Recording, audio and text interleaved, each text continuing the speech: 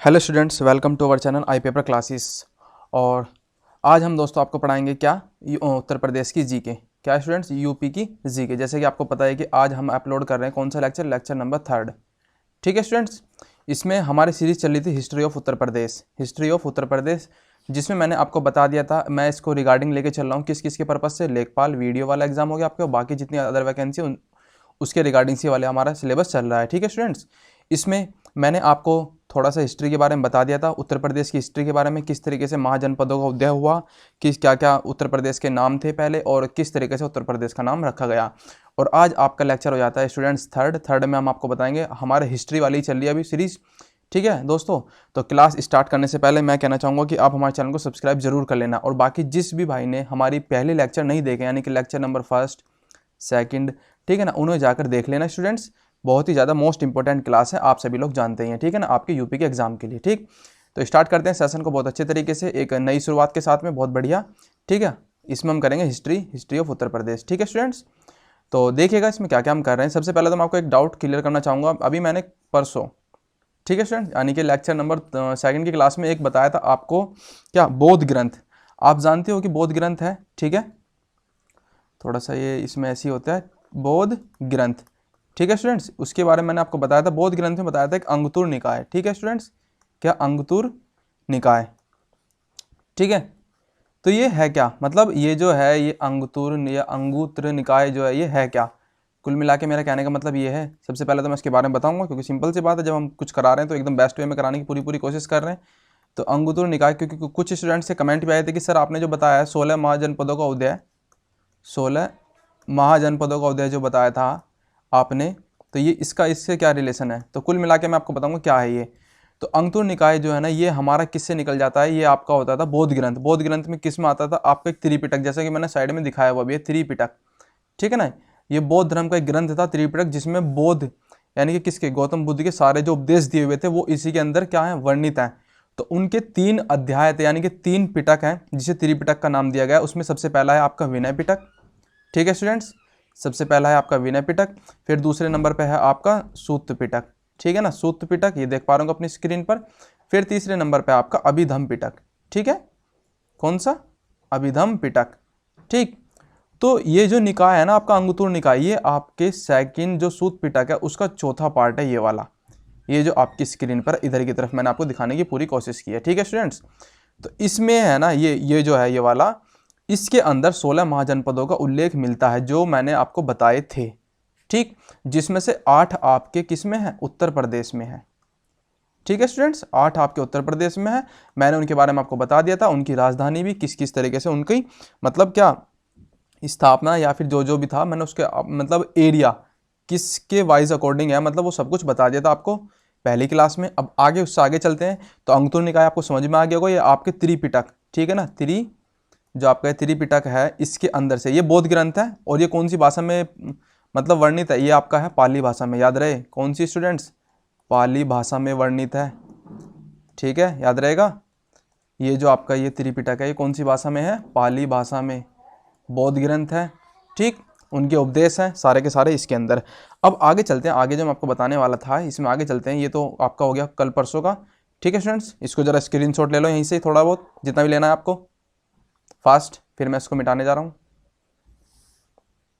तो देखिए क्या कह रहा हूँ इससे आगे, थोड़ा सा इनको रेज कर लेते हैं। ठीक है ना, अब आगे जो हम बात कर रहे हैं वो बात कर रहे हैं किसकी स्टूडेंट्स, उत्तर प्रदेश के इतिहास की। उत्तर प्रदेश के इतिहास में हम चलते हैं आगे। आगे क्या बताने वाले थे, हम चलते हैं स्टूडेंट्स, तो बने रहिए कंटिन्यू।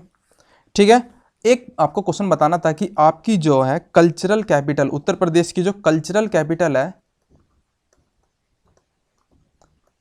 कल्चरल कैपिटल समझ रहे हो ना, यानी कि कौन सी आपकी सांस्कृतिक राजधानी, वो कौन सी है, बताइए स्टूडेंट्स कौन सी है इसमें से, मुझे कमेंट करिए फास्ट, बताइए कौन सी होगी। ये है आपकी वाराणसी। ठीक है ना, कौन सा स्टूडेंट्स, वाराणसी। ठीक, आया समझ में, कौन सी है, वाराणसी। ठीक है ना, और वाराणसी को मैंने इसके बारे में आपको कुछ बताया था। ये आप एक महाजनपद, ये भी एक महाजनपद का हिस्सा है, मतलब एक पार्ट है। इसकी जो महाजनपद का नाम क्या था, काशी। ये काशी की राजधानी है वाराणसी, ठीक है ना, एक महाजनपद का पार्ट है ये वाला भी, आपको जो मैंने आपको बताया था। ठीक है स्टूडेंट्स, अब आगे चलते हैं इतिहास। क्या स्टूडेंट्स, इतिहास। अब इतिहास की बात कर लेते हैं हम। इतिहास, उत्तर प्रदेश का इतिहास किस किस तरीके से एस्टेब्लिश हुआ, सब कुछ। तो हम इतिहास को 3 पार्टों में तोड़ के बताएंगे आपको, ठीक है ना, आप जानते भी होंगे। ठीक, सबसे पहले जो मैं आपको बताऊंगा, क्या इतिहास को हमने 3 भागों में वर्णित किया हुआ है। किस तरीके से वर्णित किया हुआ है कि एक तो होता है आपका कौन सा, प्राग, सब कुछ बताऊंगा, जरा थोड़ा सा पेशेंस रखिएगा। प्राग ऐतिहासिक काल, कौन सा स्टूडेंट, प्राग ऐतिहासिक, ये हो गया, ठीक है, प्राग ऐतिहासिक, ठीक है। दूसरे नंबर पे हो जाता है आपका कौन सा, आध ऐतिहासिक, ठीक।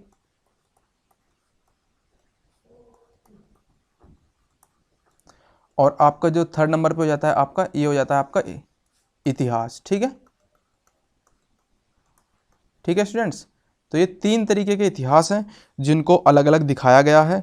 प्राग ऐतिहासिक, ठीक है स्टूडेंट्स। फिर अगला हो जाता है आपका आद्य ऐतिहासिक, ठीक, या फिर आद्य इतिहास। इसको इस तरीके से भी लिख सकते हैं, आद्य इतिहास या फिर ऐतिहासिक, दोनों तरीके से लिख सकते हैं, आपकी इच्छा है, ठीक। और जो तीसरा हो जाता है आपका खाली इतिहास हो जाता है। तो ये तीनों, मतलब ये इस तरीके से जो मैंने डिवाइड किए हैं, इसका कारण क्या है, तो मैं इसकी थोड़ी सी आपको थोड़ी सी स्टोरी के बेसिस पे बताना चाहूँगा कि जो प्राग ऐतिहासिक काल है, ये इस तरीके का काल था। उस टाइम पे क्या होता था कि जो मनुष्य होते थे उनके पास में किस तरीके से, वो एक जो हमारी लेखन कला होती थी ना, वो उससे अपरिचित थे। यानी कि कुल मिला के उस टाइम पे लिखने विखने का जो हिसाब होता है, जैसे एट प्रेजेंट में, उस टाइम पे वो उसे जानते ही नहीं थे। तो कुल मिला के क्या, लेखन कला से अपरिचित थे, लेखन कला से अपरिचित, ठीक है, लेखन कला से अपरिचित, सब कुछ बताऊंगा, अपरिचित, ठीक। और दूसरी बात ये, फिर क्या, ये केवल डिपेंड थे, ये केवल डिपेंड थे प्राग ऐतिहासिक काल के लोग, किस पे, केवल जो पाषाण युग से बनी हुई धातुएं होती थी ना, पाषाण, जो पाषाण से निर्मित, कौन कौन सी दोस्तों, पाषाण से निर्मित उपकरणों पर, निर्मित, उन पे बनी हुई धातुओं पर डिपेंड थे। तो पाषाण से निर्मित धातुओं पर क्या थे, ये निर्भर थे, ठीक है।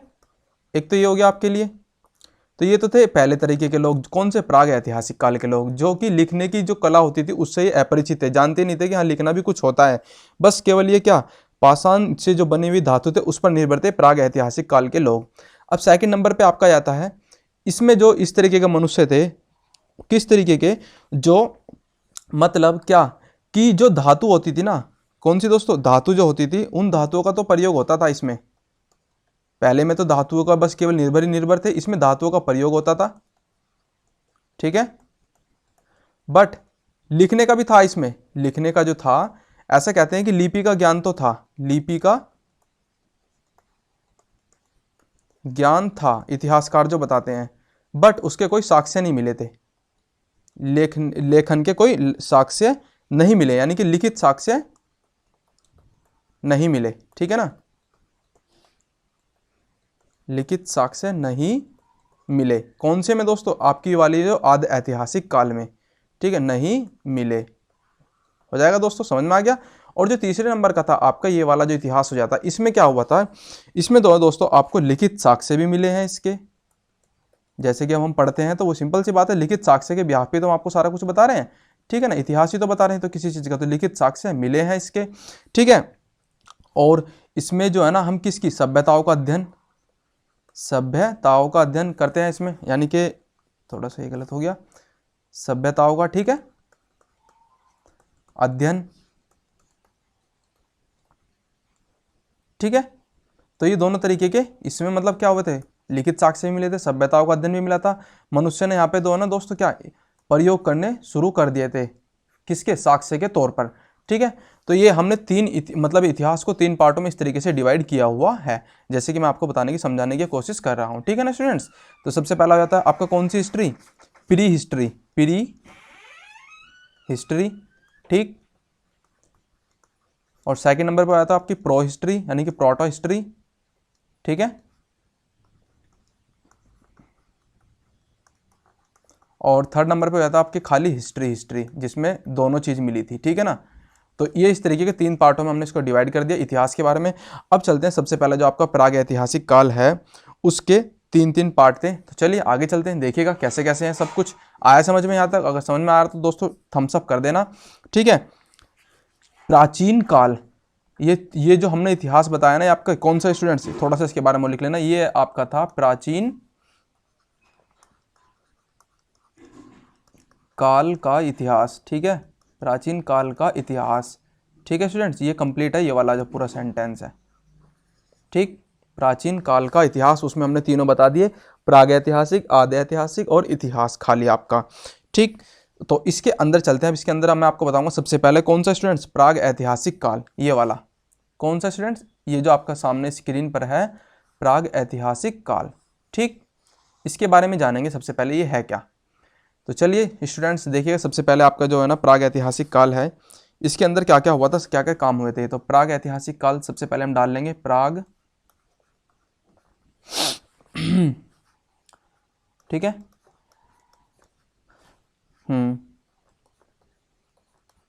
प्राग ऐतिहासिक काल, ठीक।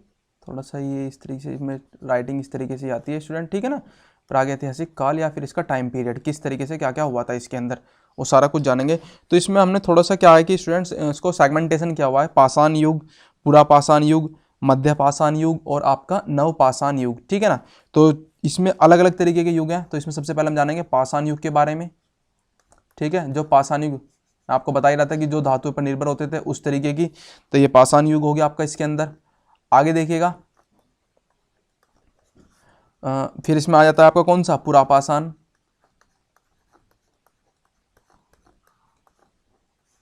ठीक। फिर इससे आगे आ जाएगा आपका इसमें कौन सा, ये आ जाएगा आपका फिर मध्य पाषाण, मध्य पाषाण युग, ठीक। और फिर इसमें आ जाएगा आपका नवपाषाण युग, नव पाषाण युग, ठीक है ना।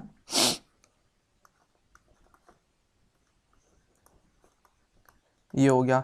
तो कुल मिला के इस तरीके से आपका कौन सा प्रागैतिहासिक काल है जो कि हमारा किससे संबंधित था, प्रागैतिहासिक जो पाषाण युग से बनी हुई निर्मित धातु ऐसी उन पे डिपेंडेंट था ये वाला युग। पाषाण युग को हम कौन सा युग भी कह देते हैं, इसमें जो आपका ताम्र युग, तांबा, ठीक है ना, ताम्र युग भी कह देते हैं इसको, ठीक है स्टूडेंट्स। ये बहुत वेरी करता है आपका, जो सा मैंने आपको लिखाया है ये वाला ताम्र युग कौन से मतलब इतिहास से संबंधित है, प्राग ऐतिहासिक काल से संबंधित है। और प्राग ऐतिहासिक काल जो है ना डिपेंडेंट था वो सबसे ज़्यादा, मैं बता रहा हूँ ना आपको, इसमें से कोई लिखित साक्ष्य नहीं मिले थे उस टाइम पे। तो कोई लिखने का कोई मतलब लेखन प्रणाली से तो जानता ही नहीं था। तो कुल मिला के क्या हुए थे उस टाइम पे, अवशेष मिलते थे, अवशेष मिले थे, ये उससे रिलेटेड है आपका सबसे पहला जो ये है ना आपका प्री हिस्ट्री, अवशेषों से ही संबंधित है, ठीक है स्टूडेंट्स।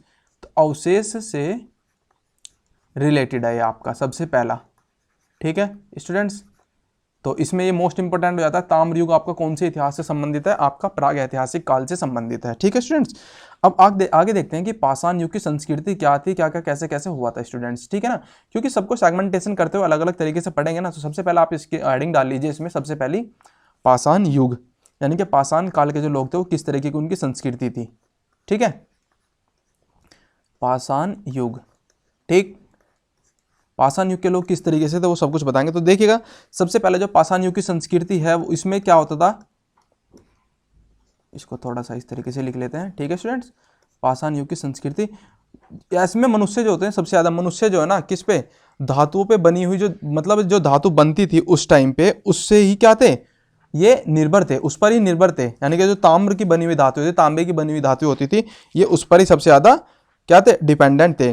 तो पाषाण युग की सबसे पहले जो खोज होती है, सबसे पहले खोज, ठीक है स्टूडेंट्स, पाषाण युग की खोज जो होती थी सबसे पहले वो कब हुई थी, यानी कि इसकी जो सभ्यता की खोज हुई थी, ये सबसे, इसको थोड़ा सा यो इसको दोबारा लिख लेते हैं, ठीक है स्टूडेंट्स। इसको हम ऐसा कर लेते हैं, इरेज ही कर लेते हैं सकले को, क्योंकि हेडिंग भी इसी में होगी, कोई नहीं, बस धीरे धीरे वैरिये में आई जाएंगे। तो पाषाण युग की सबसे पहले जो है ना भारत में,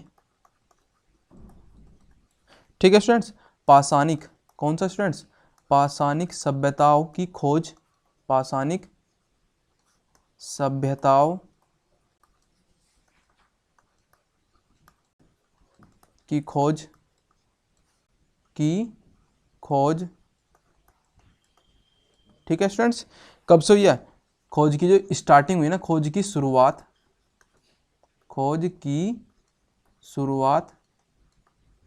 ठीक, ये होती है आपकी 1863 से। कब से स्टूडेंट्स? 1863 से इसकी स्टार्टिंग होती है। ठीक है, और इसको थोड़ा सा बस राइटिंग ऐसी आ रही है, कोई नहीं, पर आप समझ में आ ही रहा होगा आपके। तो पाषाण युग की संस्कृति की शुरुआत सबसे पहले होती है 1863 से। मोस्ट इंपॉर्टेंट क्वेश्चन आपका ये वाला है सबसे पहला, क्योंकि आपके एग्जाम में आया हुआ है। इसमें जो हमारे जो क्या थे, जो सर्वेक्षण वाले व्यक्ति थे, उनका नाम क्या था, जिन्होंने सबसे पहले इसकी खोज की थी? तो सबसे पहले इसकी खोज हुई थी तमिलनाडु में। ठीक है स्टूडेंट्स, कहाँ पे हुई थी? तमिलनाडु। ठीक है, और उस टाइम पे कौन से व्यक्ति थे जो सर्वेक्षण करते थे, सर्वाइवर थे, जिसे कहते हैं सर्वे वाले जो व्यक्ति थे, उसका नाम था विसन रॉबर्ट ब्रूस। ठीक है ना, विसन रॉबर्ट, ठीक है, ब्रूस। ठीक है स्टूडेंट्स, विसन रॉबर्ट ब्रूस थे जिन्होंने सबसे पहले खोज की थी, वो भी तमिलनाडु में की थी। तमिलनाडु में कौन सी जगह थी? वो थी आपकी कौन सी दोस्तों? ये थी पल्लवरम। ठीक है ना, पल्लवरम। ठीक, यहाँ पे सबसे पहले जो आपके अवशेष मिले थे, सबसे पहले यहाँ पे खोज की गई थी सन 1863 में। तो कुल मिलाकर आया समझ में, सबसे पहले कहाँ पे खोज हुई थी, किस तरीके से हुई थी, क्या क्या हुआ था। ठीक है, बाकी अपने मतलब इसी तरीके से हर जगह किस किस जगह पर अपना पाषाण कालीन की संस्कृति मिली है, कहाँ कहाँ से इसके अवशेष प्राप्त हुए थे, उसी के बारे में मोस्ट इंपोर्टेंट जानकारी है, वो अब हमको बताएंगे। तो चलिए आगे चलते हैं स्टूडेंट्स, आगे देखिएगा इसमें सबसे पहले। तो अब देखिएगा क्या बताने जा रहा हूँ। प्राग ऐतिहासिक काल में जो आपका पाषाण युग की हम बात करें, तो उसमें जो साक्ष्य कहाँ कहाँ पर मिले हैं, जो साक्ष्य मिले थे वो कहाँ कहाँ पर मिले थे, मोस्ट इंपोर्टेंट यही हो जाता है इसमें। ठीक है, साक्ष्य मिले, थोड़ा सा ये बार बार इसको, ठीक है ना, साक्ष्य मिले। ठीक, कहाँ कहाँ पर मिले हैं ये देखिए। सबसे पहले आपके मिले थे प्रयागराज, उत्तर प्रदेश की रेस्पेक्ट में हम बात करेंगे तो प्रयागराज। ठीक है स्टूडेंट्स, प्रयागराज में मिले थे। तो वो कौन सी नदी के किनारे या फिर कौन सी नदी के आसपास मिले थे? वो मिले थे आपकी बेलन नदी के आसपास। कौन सी दोस्तों? बेलन नदी। ठीक है, बेलन नदी के पास। ठीक, या फिर इसको हम नदी के पास या फिर बेलन नदी की घाटी के आसपास। ठीक, और जो दूसरे हैं आपके कहाँ मिले थे? सोनभद्र। ठीक है स्टूडेंट्स, सोनभद्र में मिले थे। दूसरे जो साक्ष्य थे कौन सी घाटी में स्टूडेंट्स? सिंगरौली घाटी है आपकी, उसके आसपास में मिले थे। ठीक है, और जो आगे इसमें देखिएगा, आगे जो मोस्ट इंपोर्टेंट बात है वो फिर आपका आता है चंदौली। कौन सा स्टूडेंट्स? चंदौली। ठीक, यहां पर भी मिले थे। ठीक है ना, कौन सी जगह ही? चकिया। कौन सी स्टूडेंट्स? चकिया, यानी कि इसके आसपास भी मिले थे। ठीक, तो कुल मिला के जो सबसे पहले जो साक्ष्य मिले उत्तर प्रदेश में, वो मिले थे आपके इलाहाबाद यानी कि प्रयागराज से। स्टूडेंट्स, मोस्ट इंपोर्टेंट बात है जो आपको बताई। ठीक है ना, सबसे पहले जो मिले थे कौन सी नदी पे? बेलन नदी पर, बेलन नदी के आसपास या फिर बेलन नदी की घाटी के आसपास मिले थे। ठीक है ना, अब आगे देखिएगा, जो मैं आगे बताने जा रहा हूँ आपको, थोड़ा सा इसको स्क्रॉल कर लेते हैं स्टूडेंट। ठीक है, दिख रहा है? ठीक है, तो आगे देखिएगा। तो इसमें जो आपको सबसे पहले जो बेलन नदी की घाटी थी ना, इसमें इस वाली घाटी में क्या किसके साक्ष्य मिले थे आपको?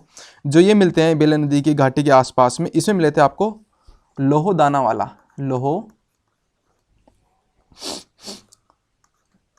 लोहोदाना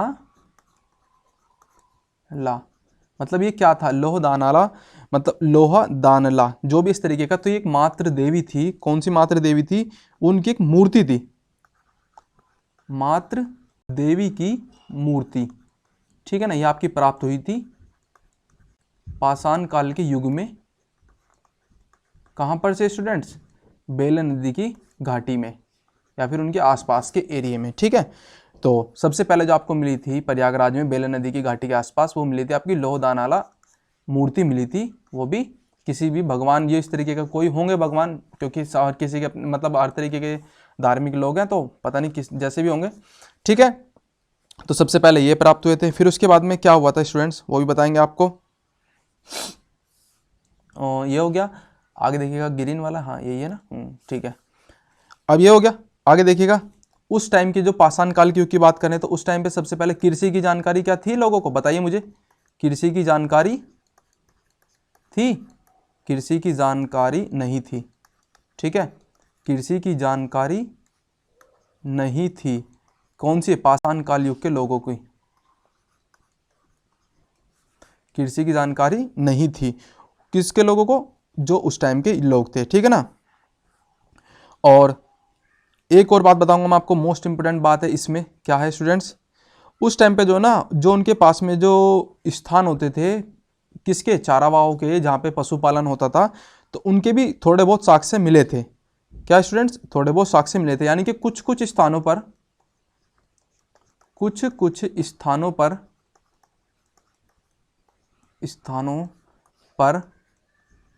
पशुपालन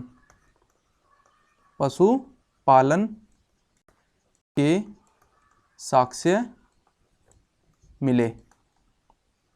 तो उस टाइम के लोग आई थिंक पशुपालन के बारे में जानते हों, कहने का मतलब मेरा ये है इसमें। ठीक है ना, पाषाण काल युग के लोग जो थे वो पशुपालन के बारे में जानते थे, तभी तो उनके साक्ष्य मिले थे। तो आया समझ में? जो इंपॉर्टेंट्स बातें जो लिखा रहा हूँ बहुत ज़्यादा खास इंपॉर्टेंट है। ठीक है ना, याद रहे कि पाषाण काल के जो युग के लोग थे वो क्या पशुपालन के बारे में जानते थे? हाँ जानते थे। क्या कृषि के बारे में जानते थे? नहीं जानते थे, यानी कि कृषि की जानकारी नहीं थी। बट हो सकता है कि पशुपालन के साक्ष्य मिले तो इसके बारे में जानते हों। ठीक है ना। और उस टाइम पे जो मनुष्य और शिकारी, जो मनुष्य था वो क्या करता था उस टाइम पे? शिकार करता था। ठीक है, मनुष्य क्या करता था? शिकार करता था। ठीक है स्टूडेंट्स, अरे करता था, क्या लिखा जा रहा है? करता था पाषाण काल के युग में।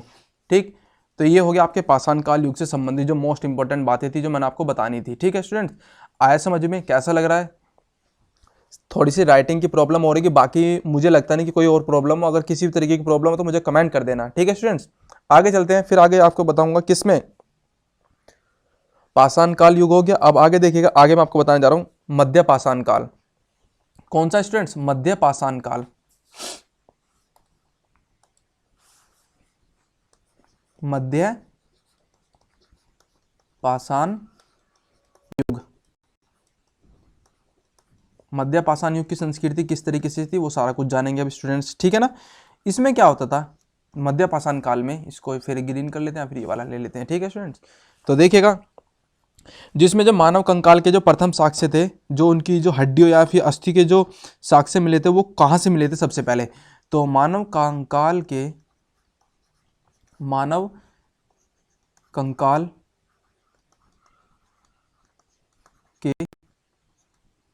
प्रथम साक्ष्य जो मिले थे किसमें? मध्य पाषाण में। मानव कंकाल के पहली बार साक्ष्य मिले थे कौन से टाइम पीरियड में? मध्य पाषाण युग में। तो वो मिले थे, यानी कि उनकी जो अस्थि, ठीक है स्टूडेंट्स, अस्थि, उनके साक्ष्य वो मिले थे आपके प्रतापगढ़ जिले में, उत्तर प्रदेश में आपका है एक प्रतापगढ़ जिला। ठीक है, प्रतापगढ़ जिला, प्रतापगढ़ जिले के, मतलब प्रतापगढ़ जिले में मिले थे। कहाँ पर स्टूडेंट्स? प्रतापगढ़ जिले में। और उसमें कौन सा स्थान था? वो था आपका कौन सा? सरायनहार और महदा। सरायनहार और महदा। ठीक है, इसकी पीडीएफ भी आपको मिल जाएगी, आप चाहोगे तो पीडीएफ के लिए मुझे कमेंट कर देना, मैं इसकी पीडीएफ भी आपको प्रोवाइड करा दूंगा स्टूडेंट्स। ठीक है ना, सरायनहार और महदहा। ठीक है ना, यहाँ पर इसके साक्ष्य मिले थे मानव कंकाल के सबसे पहली बार जो साक्ष्य मिलते हैं मानव कंकाल के प्रतापगढ़ जिले में मिलते हैं, सरायनहार और महदा में मिलते हैं। फिर अब देखते हैं सरायनहार, जो मैं इसकी बात कर रहा हूँ सरायनहार, ये है क्या? सरायनहार जो प्लेस था वो उसमें मतलब क्या क्या प्राप्त हुए थे यहाँ से, सॉरी ये तो प्लेस है ही है, फिर यहाँ से क्या क्या मिले थे वो सब कुछ बताएंगे आपको। ठीक है ना, किस तरीके से कैसे कैसे उनकी कंडीशन थी जो वहाँ पे प्राप्त हुए थे। तो सरायनहार के बारे में लिख लेते हैं थोड़ा सा, इसके बारे में भी जानकारी प्राप्त करेंगे बिल्कुल, कि वहाँ पे किस तरीके के लोग कैसे कैसे किस अवस्था में पाए गए थे। सराय, ओहो, थोड़ा सा ये नया का पता नहीं क्या है, ये चिपक मतलब रुक जा रहा बार बार। सराय नहार, ठीक है।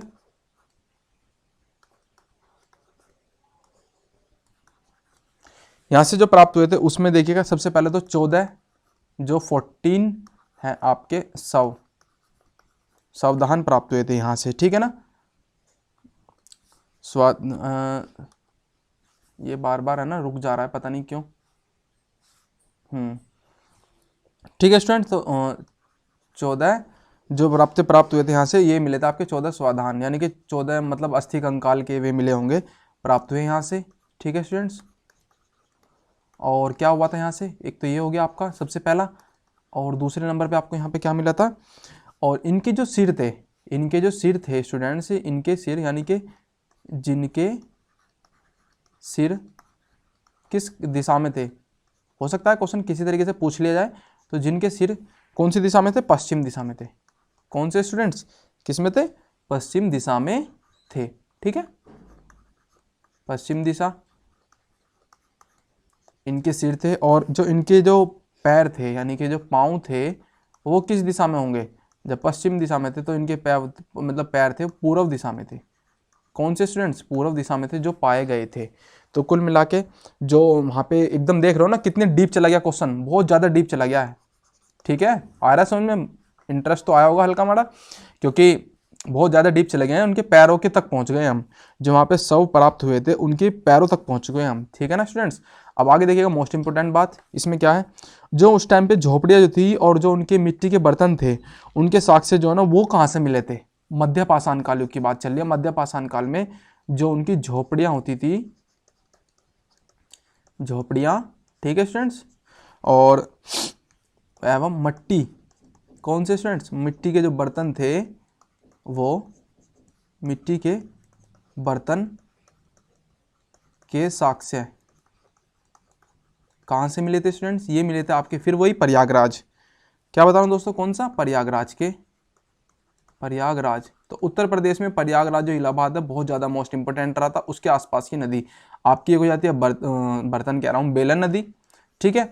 और ये जो प्रयागराज में झोपड़ी वाला जो ये साक्ष्य मिले थे, ये मिले थे आपके कौन से, मेजा जलाशय आपका है, मेजा ही वहाँ पे एक प्लेस है वहाँ पे। तो कुल मिला के जो मेजा है आपका एक, ये मेजा जो स्थान है ये आपकी वहाँ पे एक स्थान है प्रयागराज में, ठीक है। तो वहाँ से मिले थे स्टूडेंट्स, ठीक है, किसके साक्ष्य, झोपड़ी व एवं मिट्टी के बर्तन के साक्ष्य मध्य पाषाण युग में। आया समझ में स्टूडेंट्स, कैसा लग रहा है, एक बार थम्स अप जरूर कर देना आप। आगे चलते हैं, आगे जो आपका युग बचता है जो है मध्य पाषाण के बाद में, फिर आगे चलते हैं, आगे देखिएगा, आगे समझाने जा रहा हूँ आपको नव पाषाण युग। कौन सा स्टूडेंट्स, नव पाषाण युग, नव पाषाण युग, ठीक है। नव पाषाण युग में क्या हुआ था उसके बारे में जान लेते हैं, किस तरीके से कहाँ कहाँ पे इनके साक्ष्य प्राप्त हुए थे, किस किस तरीके से हुए थे, ठीक है स्टूडेंट्स। तो देखिएगा आपकी स्क्रीन पर है, इसको अब की बार थोड़ा सा चेंज कर लेते हैं, ये वाला ना लेके ये वाला ले लेते हैं, चल भाई भाग, ये वाला, ठीक है। नवपाषाण काल का जो युग था इसमें जो है ना क्या स्टूडेंट्स, जो चावल की कृषि के प्रथम साक्ष्य है वो कहाँ से मिलते हैं, सबसे पहले जो चावल की कृषि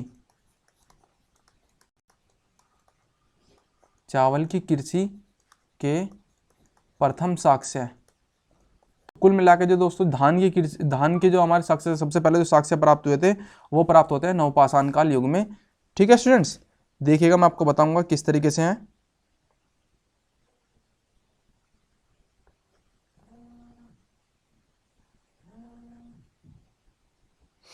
ठीक है।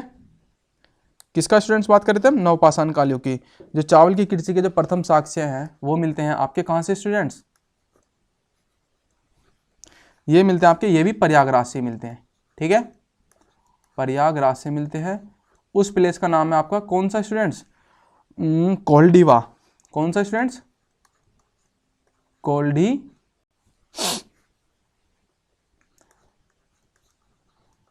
वाह, ठीक है ना, कोल्डिवा, ठीक। तो ये जगह थी जहाँ से सबसे पहले चावल की कृषि के साक्ष्य मिले थे नवपाषाण काल युग में। नवपाषाण की बात चल रही है, और आगे देखिएगा जो इसमें औजार यानी कि जो आपके औजार भी मिले थे, औजारों के साक्ष्य जो मिलते हैं, औजारों के साक्ष्य दोस्तों थोड़ा सा ये अजीब सा होगा, बट कोई नहीं, सबकी चीज़ की जानकारी होना बहुत ज़रूरी है। औजारों के साक्ष्य कहाँ से मिले थे, सब कुछ, ठीक है ना। तो औजारों के साक्ष्य दोस्तों उत्तर प्रदेश के कई जिले थे, जहाँ जहाँ से मिले थे उनके बारे में थोड़ा सा लिख लेते हैं। इसमें जो आपका हो जाता है कौन सा, आपने वेब सीरीज़ देखी होगी कौन सी, मिर्ज़ापुर, कौन सी स्टूडेंट्स, मिर्ज़ापुर, वहाँ से मिलते हैं, ठीक है। फिर आपका हो गया सोनभद्र, ठीक, अबे यार क्यों पता नहीं बार बार रुक जा रहा है ये, सोनभद्र, ठीक। और फिर आपका हो जाएगा इसमें क्या, बुंदेलखंड, ठीक है। और इससे आगे हो जाएगा आपका कौन सा, प्रयागराज, जो मैं आपको बता ही चुका हूँ, ठीक है ना। तो काफ़ी मतलब ज़िले हैं या फिर सिटी थे जहाँ पे सबसे ज़्यादा औजारों के साक्ष्य मिले थे। और हथियार, इसको हम दूसरी भाषा में क्या कह देते हैं स्टूडेंट्स, हथियार, ठीक है ना, हथियारों के साक्ष्य, ठीक है, वो भी आपके इन्हीं जगहों से मिले थे उत्तर प्रदेश में। तो कुल मिला के नवपाषाण काल युग में आपका जो चावल की कृषि के प्रथम साक्ष्य हैं, औजारों के साक्ष्य हैं, वो आपके इन जगहों से मिल चुके हैं। उत्तर प्रदेश के रिगार्डिंग जो मैं आपको पढ़ा रहा हूँ उसमें आपका यही वाले मोस्ट इंपॉर्टेंट सेशन रह जाता है कि औजारों के साक्ष्य नवपाषाण काल युग में कौन सी जगह से प्राप्त हुए थे। तो ये थे आपके इन जगह से, ठीक है ना स्टूडेंट्स। और अगर मैं थोड़ा सा डीप चला जाऊँ तो इन सभी के बारे में बहुत ज़्यादा एकदम बढ़िया बढ़िया बातें हैं। मिर्ज़ापुर में, सोनभद्र में किस तरीके से हैं, मिर्ज़ापुर जो आपका ये है ना, ये वाला शहर, अगर मैं आपको बताऊं तो, ठीक है ना, ये जो आपका दक्षिण का पहाड़ी क्षेत्र है आपका उत्तर प्रदेश का, उसमें जो आपका बुंदेलखंड क्षेत्र आता है ना, उसमें ये उत्तर प्रदेश मतलब इसकी सीमा लगती है। तो ये भी क्वेश्चन आपसे आया हुआ है कि बुंदेलखंडी जो आपकी सीमा होती है उसमें कौन कौन से जिले हैं, तो मिर्ज़ापुर उसमें बस केवल एक टच करता है, उसमें है नहीं है, ठीक है। तो इस तरीके से सोनभद्र एक उत्तर प्रदेश का एक ऐसा जिला है जो 4 राज्यों की सीमाओं के साथ में अपनी सीमा साझा करता है। सोनभद्र एक अकेला ऐसा जिला है जो 4 राज्यों के साथ में, भारत में एक अकेला ऐसा जिला है ये जो 4 राज्यों के साथ में अपनी सीमा को साझा करता है, ठीक है। तो बहुत एकदम बढ़िया बढ़िया बातें हैं, थोड़ा सा बट वो टाइम टू टाइम करेंगे, ऐसे तो बीच में फिर गड़बड़ हो जाएगी ना। तो नवपाषाण काल युग गया, फिर आगे चलता है आपका कौन सा, ताम्र युग। अब बस एक और कर लेते हैं, तो ताम्र युग बचता है आपका। फिर इसमें से आपका जो सबसे पहला जो आपका था ये कौन सा, प्राग ऐतिहासिक काल, वो कंप्लीट हो जाएगा स्टूडेंट्स, ठीक है ना।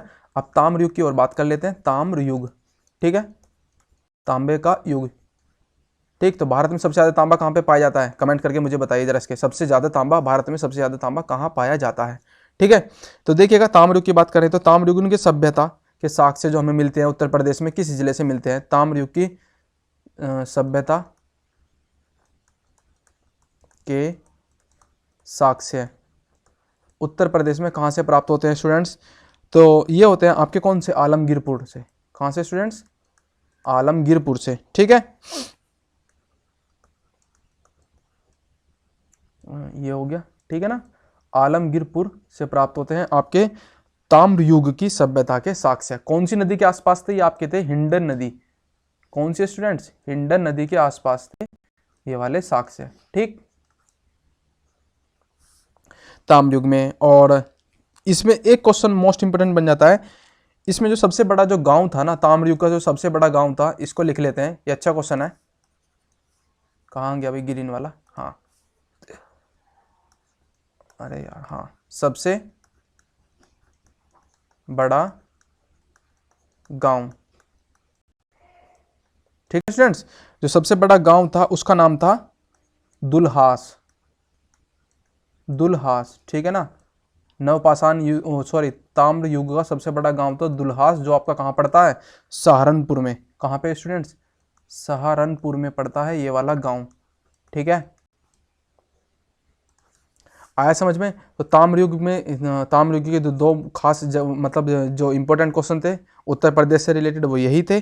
बाकी जो मुझे लगेगा कि हाँ ये वाला भी आपके लिए इंपॉर्टेंट है तो मैं आपको बता दूंगा, चाहे फिर वो इस वीडियो में चाहे अगले वाले सेशन में कराऊंगा, उस लेक्चर में भी आपको पूरा बताने की कोशिश करूंगा।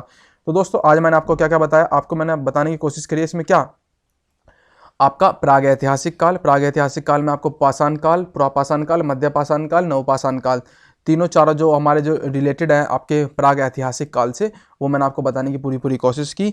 तो कैसा लगा सेशन दोस्तों, मुझे बताना ज़रूर, कमेंट में ज़रूर कमेंट कर देना कि सर इस तरीके से, या फिर और इंक्लूड करिए और डीप जाइए, तो मुझे ज़रा बता देना, क्योंकि आप बताओगे तभी मुझे जाके पता लगेगा कि मैं किस तरीके से आपको क्या कर रहा हूँ, पढ़ा पा रहा हूँ। ठीक है स्टूडेंट्स, बाकी अगर आपको सेशन अच्छा लग रहा हो तो शेयर कर देना, लाइक कर देना सभी स्टूडेंटों के बीच में, और चैनल को सब्सक्राइब तो ज़रूर कर लेना। ठीक है स्टूडेंट्स, गुड बाय।